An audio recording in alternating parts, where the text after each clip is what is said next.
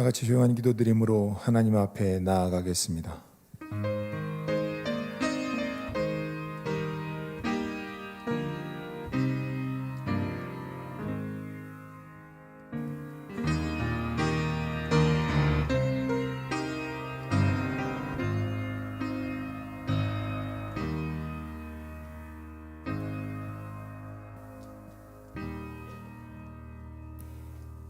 하나님은 영이시니 예배하는 자가 영과 진리로 예배할지니라. 아멘. 다 같이 일어나셔서 찬송가 39장 찬송 드리시겠습니다.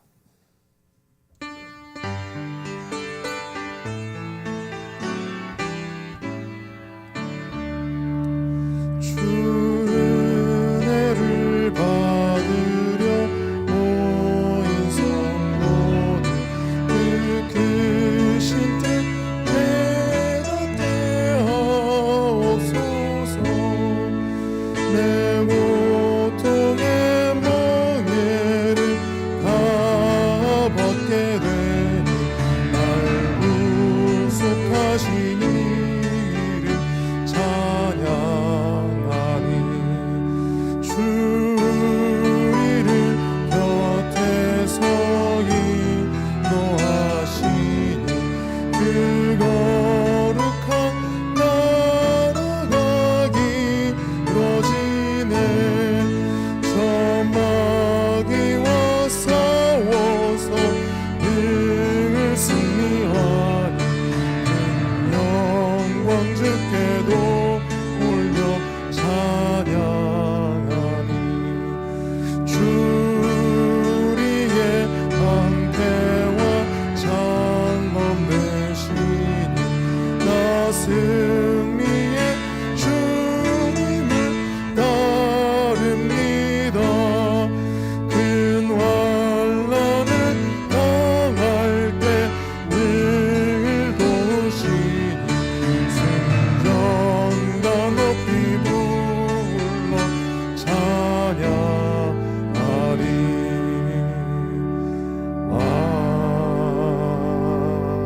아멘. 하늘에 계신 우리 아버지여, 이름이 거룩히 여김을 받으시오며 나라가 임하시오며 뜻이 하늘에서 이루어진 것 같이 땅에서도 이루어지이다. 오늘 우리에게 일용할 양식을 주시옵고 우리가 우리에게 죄 지은 자를 사하여 준 것 같이 우리 죄를 사하여 주시옵고 우리를 시험에 들게 하지 마시옵고 다만 악에서 구하시옵소서. 나라와 권세와 영광이 아버지께 영원히 싸움나이다. 아멘.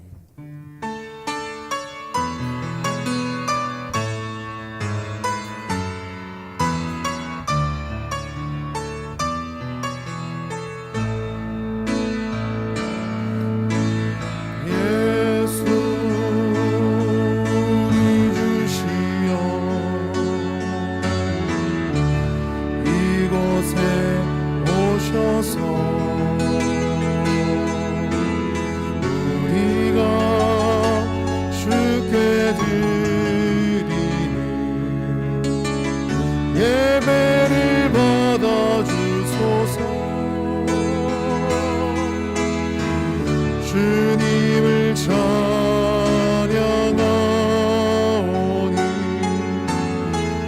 주님을 경배하오니 주 대신 예수님 오셔서 이 예배를 받아주소서.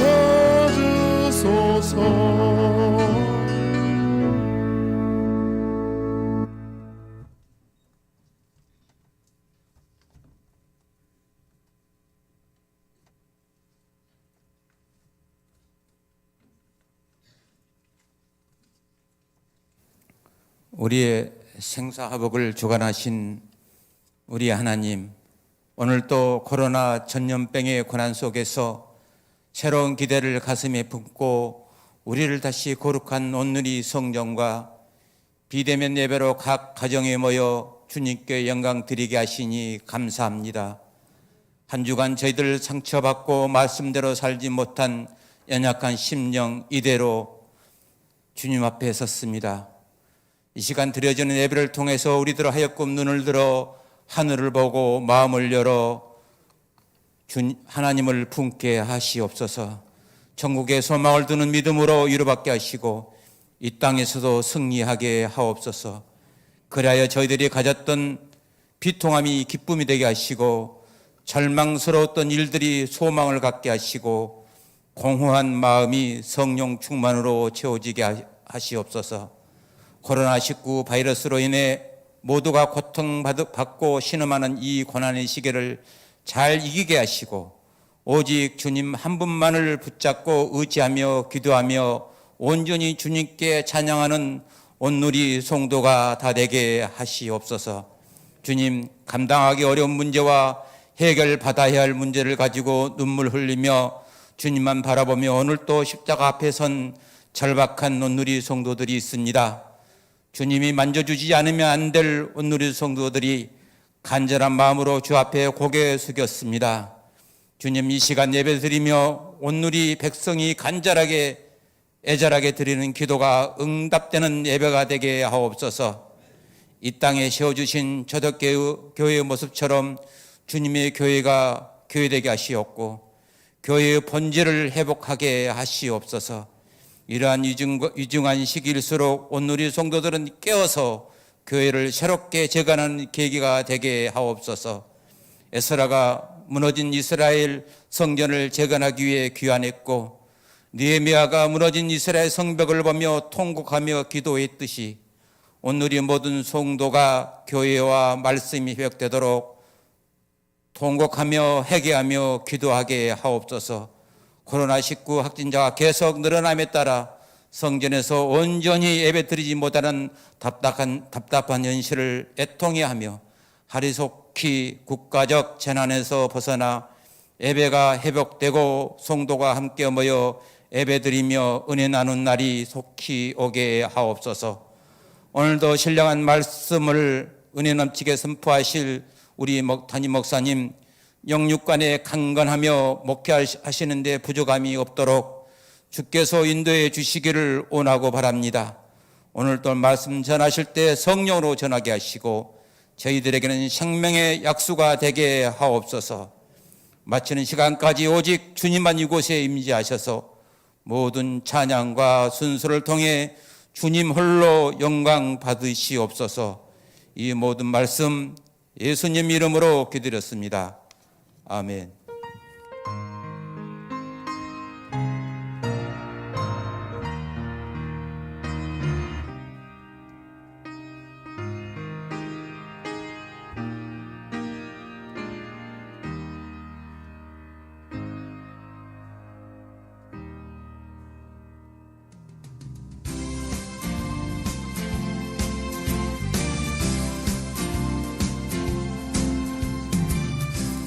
평안하여 든든히 서가는 교회, 온누리 교회 2021년 10월 첫째 주 소식을 전해드리겠습니다.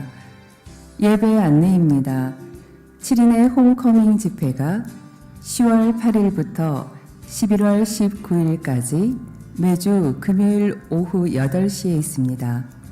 자세한 사항은 주보를 참고하시기 바라며 성도님들의 많은 관심 바랍니다. 기획위원회 안내입니다. 기획위원회가 오늘 오후 2시에 4층 소예배실에서 있습니다. 기획위원들은 모두 참석해 주시기 바랍니다. 사회봉사국 안내입니다. 오늘 3부 예배 시 2021년 2학기 장학금 수여식이 있습니다. 스페로 갤러리 안내입니다. 제67회 전시 이미정 도회전이 10월 5일 화요일부터 11월 5일 금요일까지 진행됩니다. 성도님들께서는 참고해 주시기 바랍니다. 기타 사업 및 모임, 교우 동정은 모바일 주보를 참고하시기 바랍니다. 감사로 영광을 돌리는 한 주간이 되시길 바라며 이상 온누리 소식이었습니다.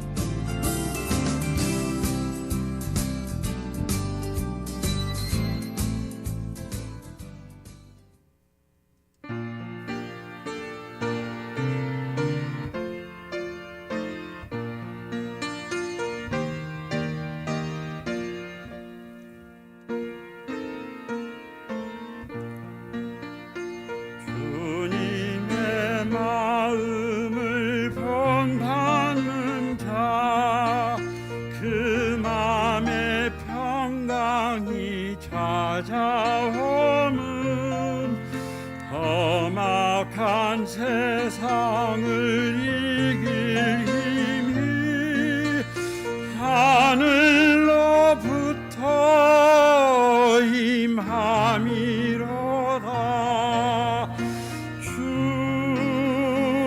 주님의 마음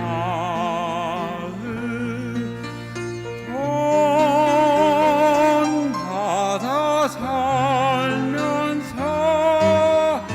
그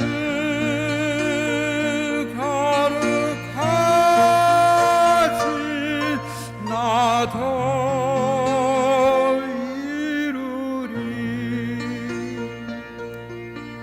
주 모습 내 눈에 안 보이며 그 음성 내 귀에 안 들려도 내 영혼 날마다 주를 만나 신령한 말씀을 배우더라.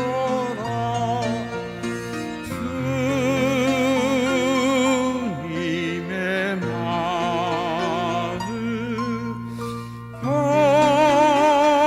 본받아 살면서 그 거룩하신 나도 이루리.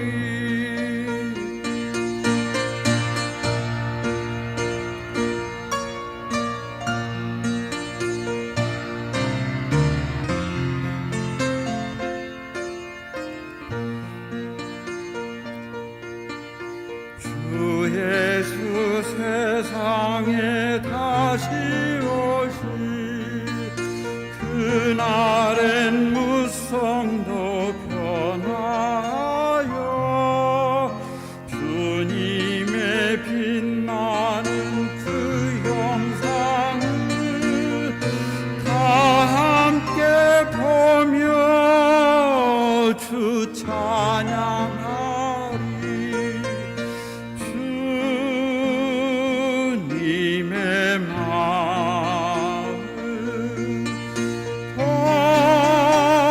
본받아 살면서 그 거룩하신 나도 이루리.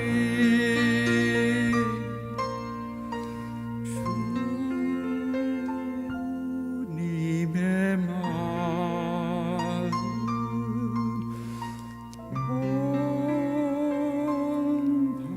본받아 살면서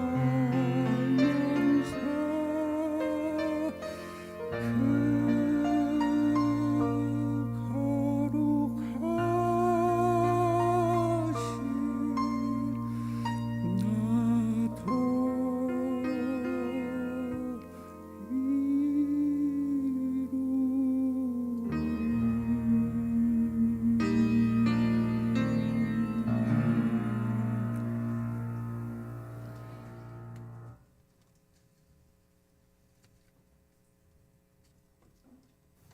오늘 우리에게 주신 하나님의 말씀은 창세기 28장 12절에서 19절입니다.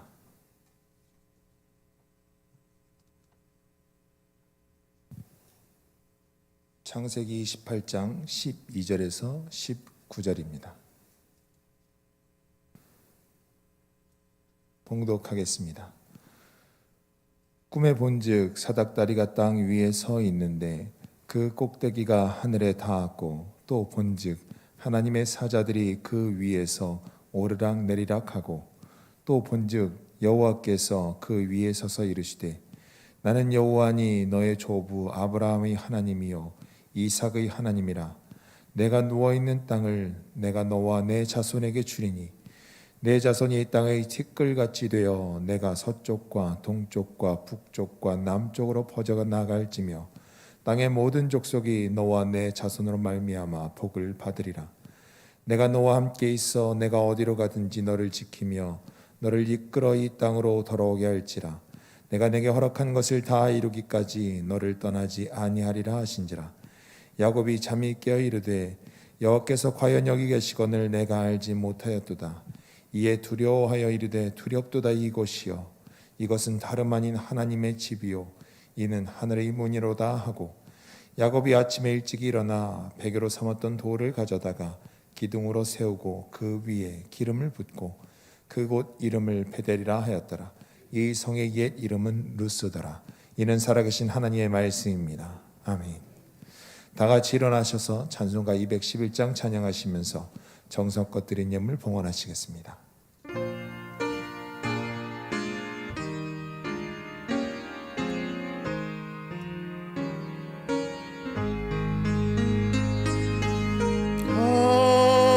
비싼 향유를 주께 드리 막달라 마리아 본받아서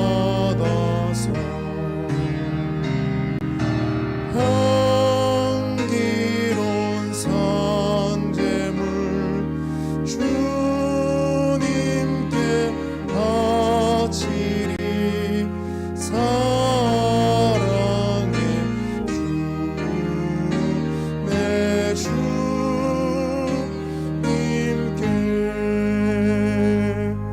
아멘.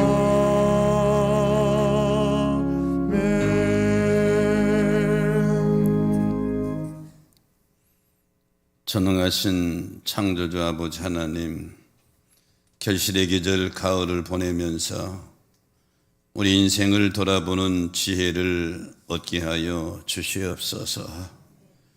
자연의 섭리처럼 우리 믿음 생활에도 많은 열매를 맺어야 함을 깨닫게 하여 주옵소서. 한 주간의 삶을 주님께 드리는 거룩한 주일 예배에 여전히 부족한 모습에 머리를 숙입니다. 우리와 항상 함께 하시는 성령님, 우리 마음과 생각을 항상 주장하여 주시사 믿음의 길로만 행하게 하여 주시옵소서.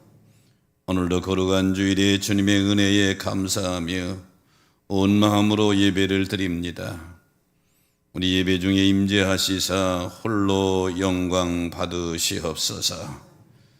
주님께 영광을 돌리는 예배를 소원하며 정성껏 준비한 예물을 봉헌합니다. 아벨의 예물처럼 향기 나는 예물로 주님께 드려지게 하여 주시옵소서. 그리하여 이 나그네 인생길에 축복의 씨앗을 심는 봉헌이 되게 하여 주옵소서. 오늘 예배에도 부족한 종이 말씀을 증거합니다. 성령님만 의지하오니 붙들어 사용하여 주시옵소서. 예배의 시종을 주님 손에 의지하오며 우리의 구세주가 되시는 예수 그리스도의 이름으로 간절히 축복하며 기도 올리옵나이다. 아멘.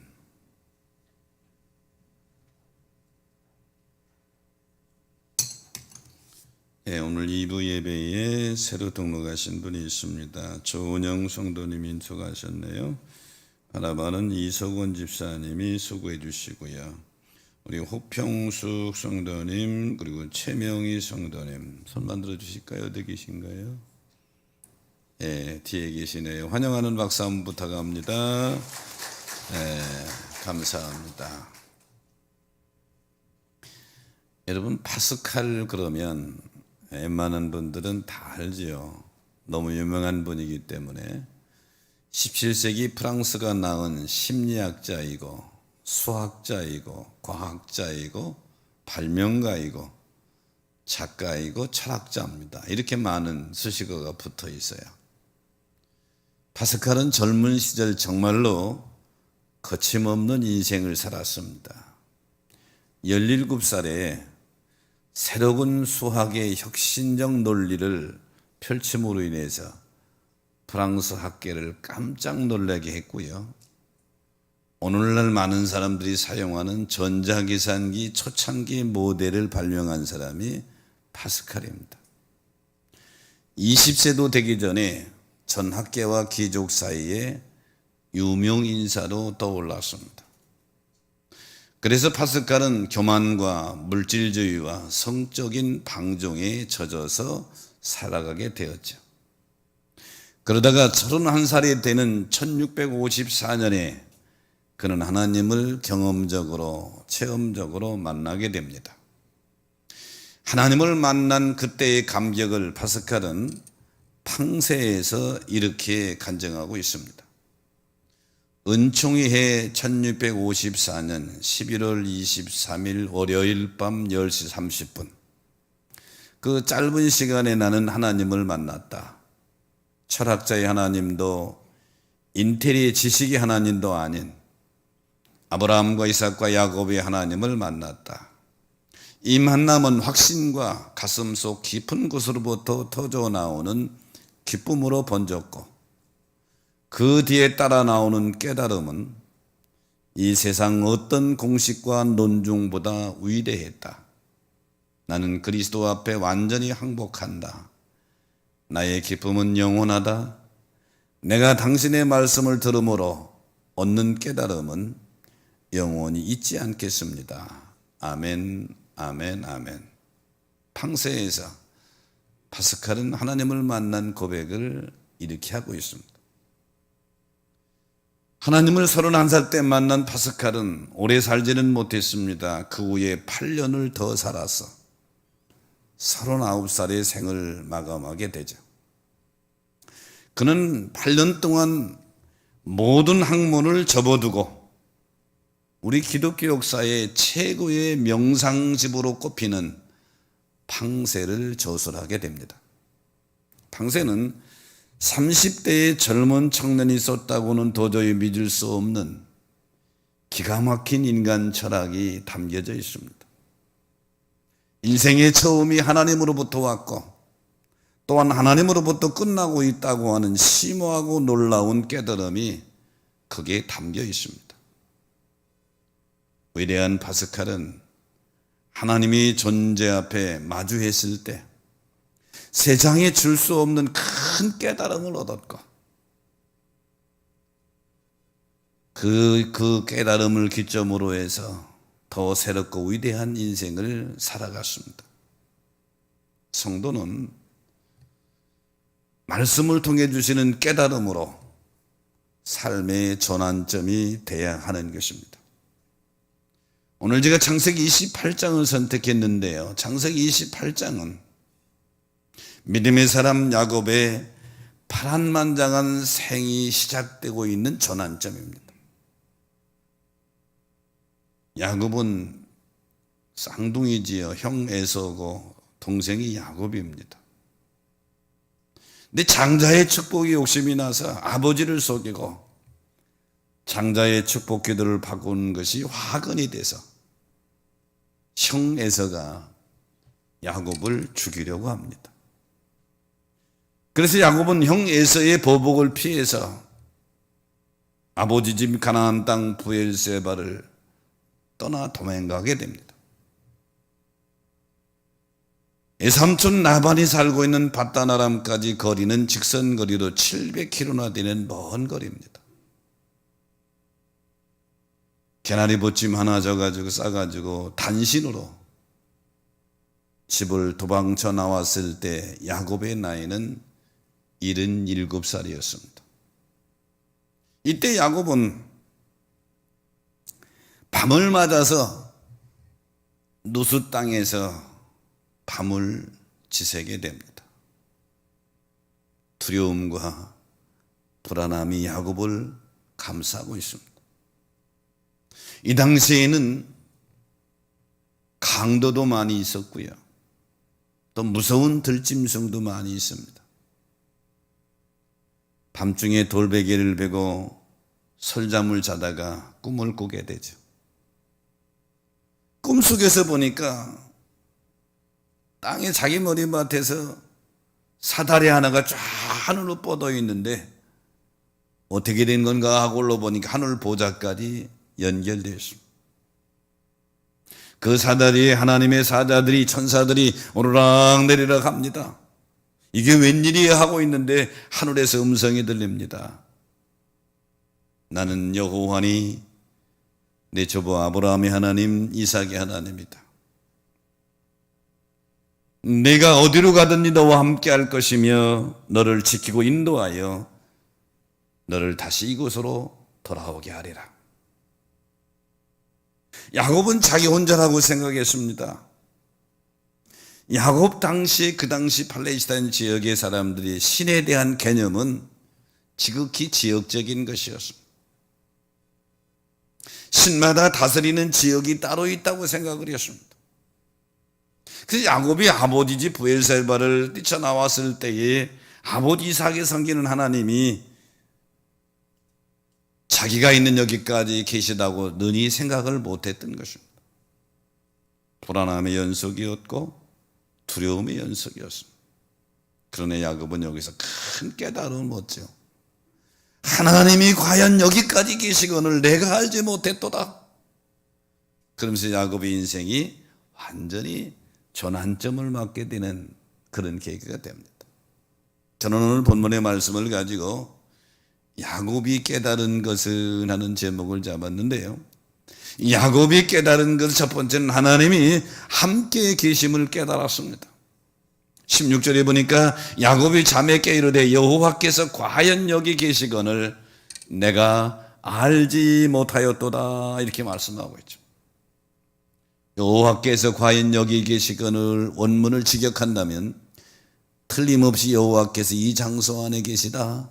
하나님께서 틀림없이 이 장소 안에 계시다. 하나님은 무수보재하소서 지금 함께 계시다. 이것을 깨달은 것입니다. 시간과 공간을 초월하신 하나님께서 지금 야곱이 혼자 있는 베델레 야곱에게 나타나셨고 어디든지 가실 수 있고 어디든지 계실 수 있는 분이신 것을 깨달았다는 것이죠.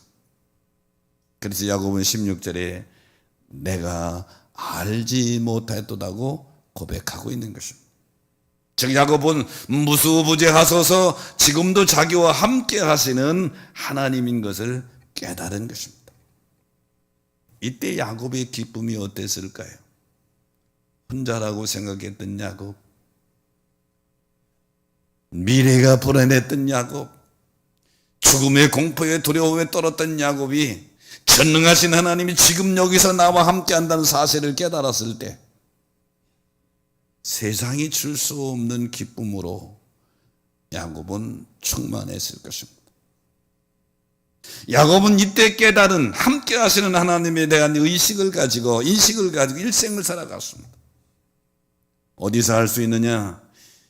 이 삼촌 나반의 집에서 20년을 살고 돌아오는 길에 이 삼촌 나반에게 한 말을 보면 알 수가 있습니다.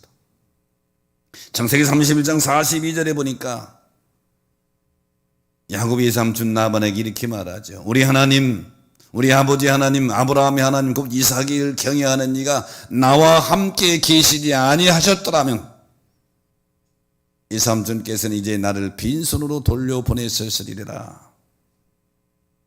하나님이 나와 함께 계셨기 때문에 이 삼촌이 나를 어떻게 하지 못했다는 것이죠.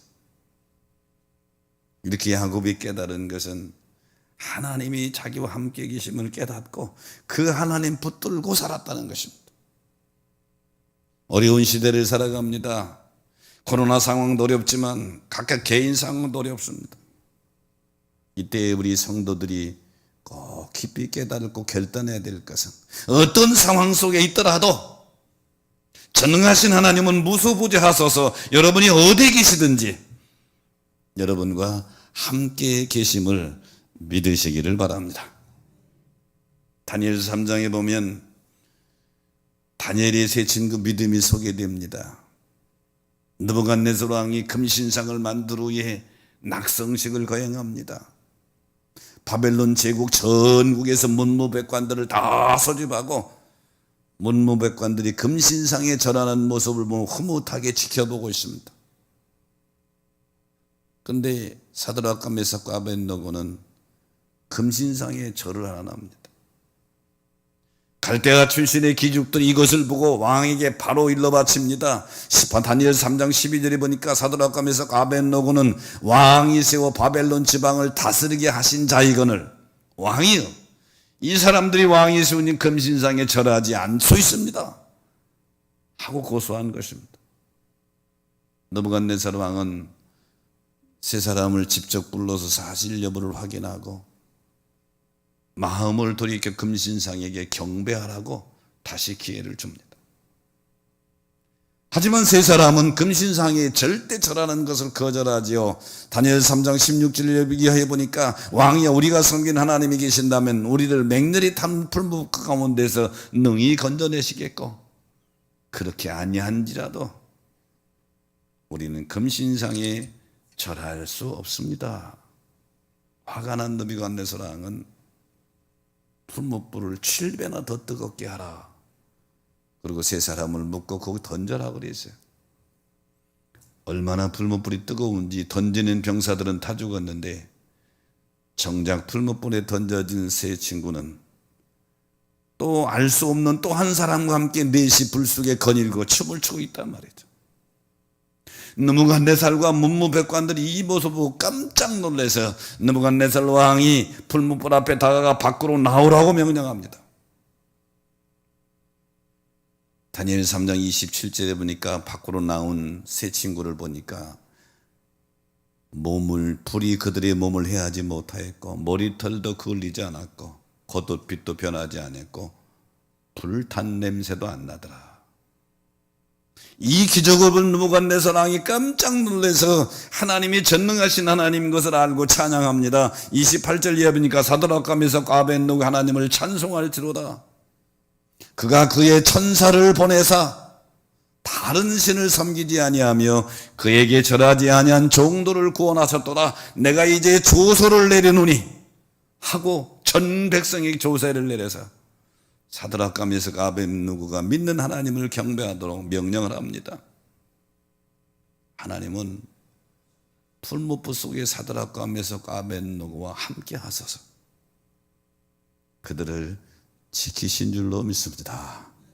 지금 이 시간에도 하나님이 여러분과 함께 하심을 믿으시면 아멘 합시다. 이 하나님이 함께 한다고 하는 임마누엘의 신앙이 우리 성도들에게는 가장 큰 힘이요 위로가 되고 능력이 되는 것입니다. 오늘 야곱이 절망 가운데 깨달은 것은 하나님이 함께 계시다고 하는 것을 깨달았다고 하는 거예요. 여러분이 어디에 있든 어떤 상황 속에 있든 잊지 마십시오. 이 야곱과 함께 하신 하나님이 여러분과 함께 계실 줄 믿으시기 바랍니다. 예루살렘에 가면 야드에 바셈이라는 박물관이 있습니다. 이 박물관은 학살 기념 박물관입니다. 나치가 600만 유대인을 학살하는 것을 잊지 않기 위해서 세운 박물관이죠. 이 박물관 뒤편에 가면 어린아이 10명을 끌어안고 있는 어른 동상이 있습니다. 동상의 이름이 코르작 게토의 어린이들이라고 하는 이 동상의 이름입니다. 코르작이라고 하는 선생님이 어린이 10명을 끌어안고 있는 이 동상이 코르작은 폴란드의 아동 작가이며 교육자입니다. 나치가 폴란드의 유대인을 학습하려고 학교에 급습했을 때 교실에서 아이들을 가르치고 있었습니다. 코르작은 아이들을 양팔로 감싸 안으며 체포하러 온 독일군에게 아이들을 내놓지 않습니다. 독일군 장교가 이렇게 말합니다. 당신은 유대인이 아니니 물론하고 유대인 아이들만 내놓으라. 코르작 선생님은 필사적으로 저항했고 끝내 아이들과 함께 가스실로 행하는 트럭을 함께 탑니다. 스승으로서 두려움에 떨고 있는 아이들을 그냥 내보낼 수 없었던 것이죠. 아이들과 함께 동행했고 아이들과 함께 가스들에 들어가 죽음에 떨고 있는 아이들을 위해서 기도해 줍니다. 그러자 아이들은 이렇게 말하죠. 선생님, 마음이 이제 편해졌어요. 끝까지 함께 해주시니 편안해요. 하나님이 지켜주시니 더는 두려워 떨지 않을 거예요. 그리고 함께 가스실에서 죽어갑니다. 이처럼 진정한 사랑은 끝까지 함께하는 사랑입니다. 임마누엘이라고 하는 말은 하나님께서 자기 백성을 끝까지 함께 하신다는 것입니다. 이 땅에 구세주로 오신 우리 주 예수 그리스도께서 마지막 십자가의 사건 앞에 두고 요한복음 13장 1절에 이렇게 표현합니다. 6월절 전에 예수께서 자기가 세상을 떠나 아버지께로 돌아가실 때가 이를 줄 아시고 세상에 있는 자기 사람들을 사랑하시되 끝까지 사랑하시니라. 십자가에 죽으시고 부활하신 다음에 훗날 승천하실 때 마지막 제자들에게 약속하신 약속도 임마누엘입니다. 마태복음 28장 20절에 보니까 내가 세상 끝날까지 너희와 항상 함께 있으리라 하시니라 그랬습니다. 사랑하는 성도 여러분, 하나님 우리가 조금 잘못했다고 버리는 게 아니에요. 여러분이 어떤 환경과 여건 속에 있어도 하나님은 여러분과 함께 계시는 줄로 믿습니다. 이스라엘의 2대 왕인 다윗 왕은 15살에 사무엘 선지자로부터 왕으로 기름 부음을 받습니다. 너는 이 땅에 이 나라의 왕이 될 것이다. 근데 정작 다윗이 왕위에 등극한 것은 30살에 헤브론에서 왕에 등극합니다. 15년 동안 다윗은 고난과 역경의 연속이었습니다. 사울왕이 다윗의 인기가 올라가는 것을 알고 다윗을 죽이려고 군대 2,000명, 3,000명을 동원해서 추격합니다. 이 절대절명의 위기 속에서 다윗이 어떤 신앙으로 그 역경을 극복할 수 있었습니까?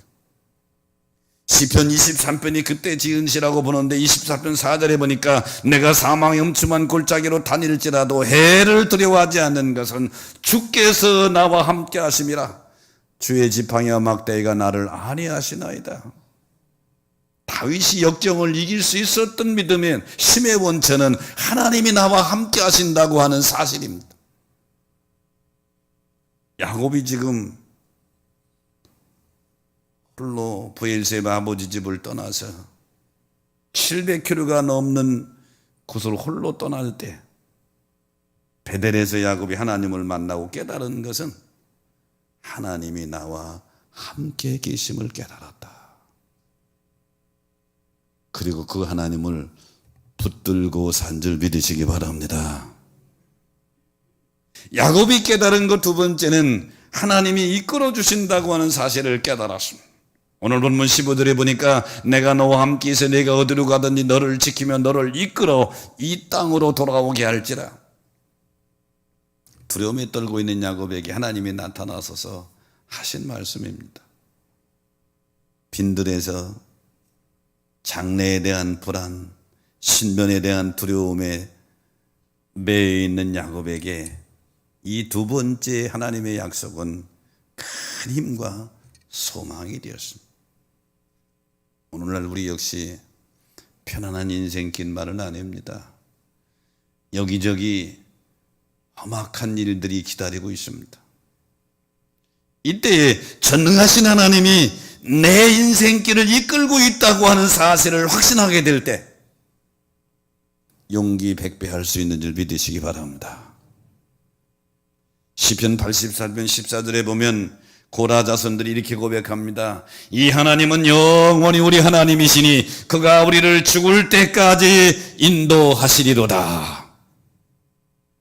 고라 자손의 믿음의 고백이지만 이 시간 여러분의 믿음의 고백으로 한번 같이 읽어봅시다. 시편 48편 14절 화면에 한번 띄워보세요. 시작.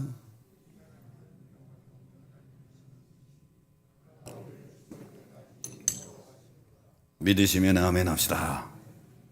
하나님은 영원히 나의 하나님이시니 그가 나를 죽을 때까지 인도하시리로다. 출애굽기 13장에 보면 이스라엘이 애굽에서 해방된 후에 본격적으로 광야의 여정이 시작되는 장면입니다. 자, 애굽에서 가나안으로 가는 여정 속에 가장 빠른 길은 블레셋 사람이 거주하는 블레셋 길입니다. 이 길로 가면 걸어서 4일에서 5일이면 가나안 땅에 들어갈 수 있습니다. 그런데 하나님은 블레셋 길이 아닌 먼 홍해 광야 길로 인도하십니다. 그 이유가 출애굽기 13장 17절에 성경은 이렇게 증언합니다. 블레셋 사람이 땅의 길은 가까울지라도 하나님이 그들을 그 길로 인도하지 아니하셨으니, 왜? 이 백성이 전쟁을 하게 되면 마음을 돌이켜 애굽으로 돌아갈까 하셨습니다.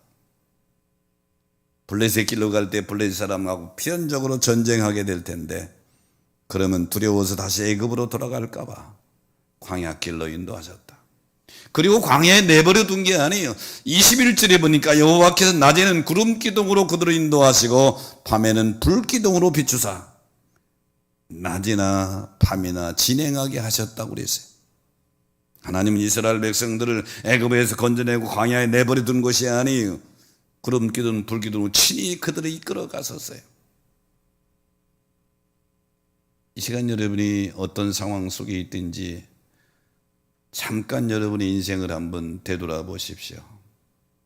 힘들고 어려웠던 일도 많이 있었겠지만 그래도 되돌아보면 하나님이 인도하셨다 하는 것을 고백할 수 있을 것입니다. 내 목회 40년 생활을 되돌아보니까 그때는 그게 힘들었는데 되돌아보면 그게 은혜예요. 하나님이 이끄셨다고 하는 고백을 하지 않을 수 없는 것입니다. 야곱이 깨달은 두 번째 것은 하나님이 나를 이끄신다는 것입니다. 하나님이 여러분을 이끄셔왔고 앞으로도 이끄실 줄로 믿으시기 바랍니다. 운전하신 분들은 여러분 자동차에 대부분 내비게이션이 있을 거예요. 자동차에 장착이 안 됐던 여러분 핸드폰, 스마트폰에 내비게이션이 다 프로그램이 있습니다. GPS라고 그러죠. GPS는 위성 위치 확인 시스템입니다. GPS는 맨 처음 미 국방성이 군사용으로 개발한 것입니다. 그런데 이제 민간에게 적용돼 가지고 우리가 편리하게 쓰죠. 예전에 GPS가 이제 내비게이션이 나오기 전에는 어디 갈 때는 되게 자동차 운전하는 분들은 차 안에 지도책이 한 권씩은 최소한 있었어요. 근데 지금은 지도책이 필요가 없어요. 목적지만 딱 입력하고 딱 누르면 최적의 도로로 GPS가 이렇게 안내합니다. 그리고 현대인들은 이 GPS에 대해서 아주 최상으로 활용하고 있다고 보면 돼요. 저도 어디 갈 때 걱정할 필요가 없어요. 입력만 하면 돼요. 얼마나 친절하게 안내하느냐 하면 앞에 보도 부르기능까지 안내하고 300m에서 우회전하세요, 좌회전하세요 이러면서 아주 친절하게 안내합니다. 근데 아무리 좋은 GPS가 있다 하더라도 우리 인생길을 알고 안내할 수는 없는 것입니다. 그래서 인생길은 사막과 같다고 그러는 것이에요. 사막은 지도가 있다 한들 바람이 한번 불고 나면 길을 다 잃어버리고 앞서간 이들의 발자국을 따라간다 한들 금방 발자국은 사라지고 말 것입니다. 어디로 가야 할지 모르는 인생 가운데서 최고의 GPS가 있는데 그분 바로 안내자이신 하나님이신 줄로 믿습니다.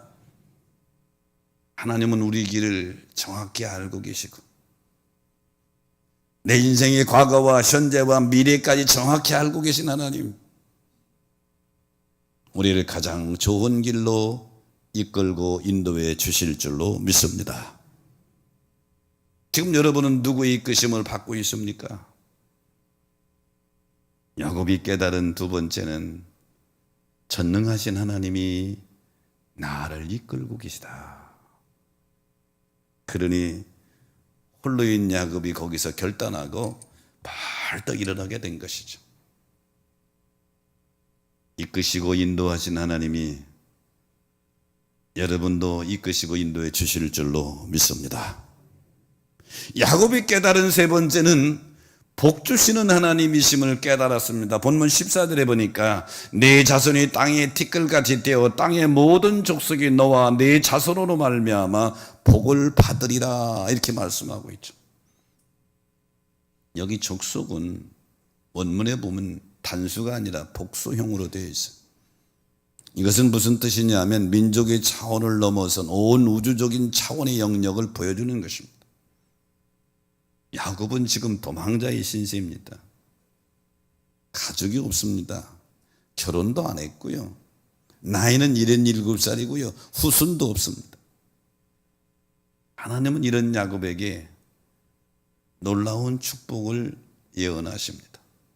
본문 14절을 다시 보면 내 자손이 땅에 티끌같이 되어 네가 서쪽과 동쪽과 북쪽과 남쪽으로 퍼져나갈 것이며 땅의 모든 족속이 너와 네 자손으로 말미암아 복을 받으리라. 77살 먹은 야곱에게, 홀로인 야곱에게 엄청난 축복을 예언하고 약속하신 것입니다. 여기서 야곱이 깨달은 세 번째는 하나님은 복을 주시는 분이시다.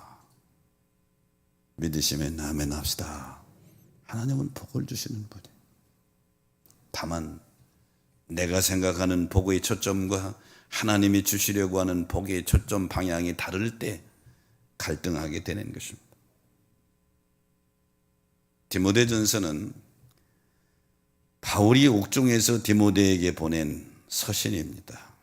6장에 보면 하나님께 영광을 올려드리는 송영을 기록하고 있는데 6장 15절에 이렇게 말씀합니다. 기약이 이르면 하나님이 그의 나타나심을 보이시리니 하나님은 복되시고 유일한 주권자이시며 만왕의 왕이시며 만주의 주시다. 여기서 바울이 디모데에게 각인시키려고 했던 것은 하나님은 누구냐? 하나님은 복되시는 하나님이시다. 하나님은 복 주시는 하나님이시다. 주권자이시다. 만왕의 왕이시다. 믿으시면 아멘 합시다. 여기서 복되시고 라고는 원문의 의미는 스스로 있는 자이고 복의 근원이란 말입니다. 오직 하나님만이 복을 주시는 분이시여 복의 근원이 됨을 바울은 믿음의 아들 디모데에게 확실히 알려주고 싶었던 것이죠. 야곱과 바울 그리고 수많은 믿음의 선진들이 깨달은 것은 무엇입니까? 바로 하나님만이 복의 근원이 되신다고 하는 사실입니다. 성도는 이를 깨닫고 복의 근원이 되신 하나님을 의지하고 그분을 붙들고 살아가는 것이 믿음 생활인 줄 믿으시기 바랍니다. 이게 바로 믿음 생활이에요. 여러분 검룡소라고 하는 것을 아시는지 모르겠어요. 저도 저곳에 한번 가봤는데 강원도 태백시 창죽동에 대덕산과 한백산 사이에 위치한 계곡으로 명승 제73호로 지정되어 있습니다. 우물이지요. 깊이는 알 수 없지만 둘레는 20m 정도 되고 하루에 약 2,000에서 3,000톤의 차가운 물이 거기서 솟아나옵니다. 태백시청은 1987년 국립지리원의 실측 결과 한강의 길이가 약 514km에 이르는데 한강 수계의 발원지, 출반지가 바로 이 검룡소라고 하는 것으로 발표했습니다. 우리가 보는 한강의 길이가 514km인데 그 출발지가 발원지가 바로 이 검룡소, 둘레가 20m쯤 되는 그곳에 하루에 2-3천 톤의 물이 막 솟아나는 그것이 바로 한강의 출발지라는 거예요. 우리의 삶이 검룡소와 같이 축복의 발원지가 어디냐? 축복의 발원자는 바로 창조자이신 우리 아버지 하나님이신 줄 믿으시기 바랍니다. 오늘 야곱에게 나타나셔서 두려움에 떨고 있는 야곱에게, 홀로 있는 야곱에게 복을 약속하신 그분이 바로 축복의 발원지시다. 하나님이 태초에 아담과 하와를 창조하시고 이렇게 말씀하십니다. 창세기 1장 22절에 보니까 하나님이 그들에게 복을 주시며 이르시되 생육하고 번성하여 여러 바다에 충만하라, 새들도 땅에 번성하라 하시니라.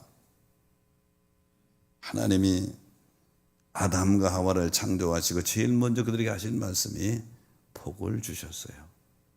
하나님이 그들에게 복 주시며 이렇게 말씀하고 있죠. 여기 복 주시다고 하는 원문은 바라크라는 단어를 썼는데요, 삶의 모든 것 가운데 하나님께서 개입하셔서 형통하도록 하시겠다는 것입니다. 여러분의 삶에 하나님이 개입하시는 것이 복인 줄 믿으시기 바랍니다. 여러분의 인생길에 하나님이 개입하셔서 그릇된 길로 갈 때 막으시고 복된 길로 갈 때 격려하시고 축복하시는 그 하나님이 계시다고 하는 게 복이라 이 말이죠. 오늘 본문의 주인공인 야곱은 77살에 형에서의 칼날을 피해서 도망가는 발걸음에 누수 땅에 하루 저녁을 잘 때 두려움과 공포, 미래에 대한 불안함 때문에 설잠을 치고 있을 때 거기서 하나님을 만나게 된 것입니다. 혹시 여러분은 지금 야곱처럼 잠을 이룰 수 없는 그런 환경을 맞이하신 분은 안 계십니까? 여기서 야곱이 깨달은 것이 있습니다. 하나님이 자기와 함께 계심을 깨달았어. 이거보다 더 큰 힘이 없습니다.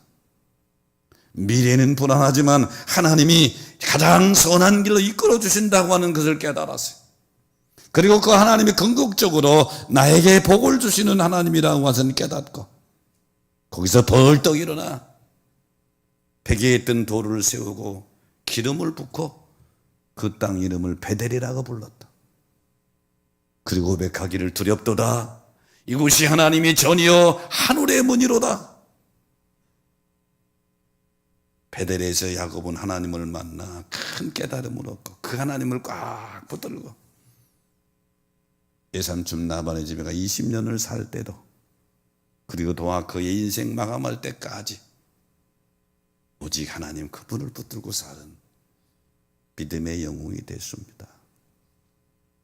오늘 이 예배에 참여하고 가정에서 예배드린 사랑하는 우리 가족 여러분, 오늘 야곱이 깨달은 것 여러분이 깨달음이 되시고, 여러분이 야곱이 결단한 것 여러분이 결단이 되셔서 삶의 전환점이 되시기를 주의 이름으로 축복합니다. 기도하겠습니다. 하나님 감사합니다.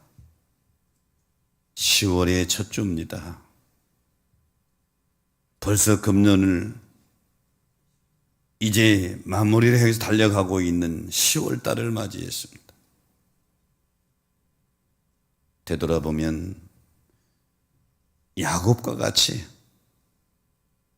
미래에 대한 불안함과 염려와 근심으로 살아왔던 우리들의 삶입니다. 야곱이 지금 베델에서 하나님을 만나고 깨달은 것이 있는데, 하나님이 나와 함께 계시는구나, 하나님이 내 인생길을 가장 선한 길로 이끌고 계시구나, 그 하나님은 나에게 궁극적으로 복을 주시고 축복하시는 분이로구나,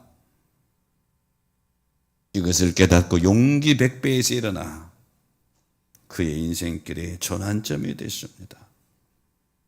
오늘 이 예배에 참여한 우리 사랑하는 가족들이 야곱이 깨달은 것 깨닫고 야곱이 붙드는 것 붙들고 우리도 인생의 전환점의 승리의 출발점이 되도록 축복하여 주시옵소서. 지금은 우리 구주 예수 그리스도의 은혜와 하늘 아버지의 크신 사랑하심과 성령님의 감동 감화 역사 축복하심이 너 주님 앞에 나와 예배드리고 선한 결단하고 일어서는 성도들에게 함께 하시기를 간절히 축원하옵나이다. 아멘.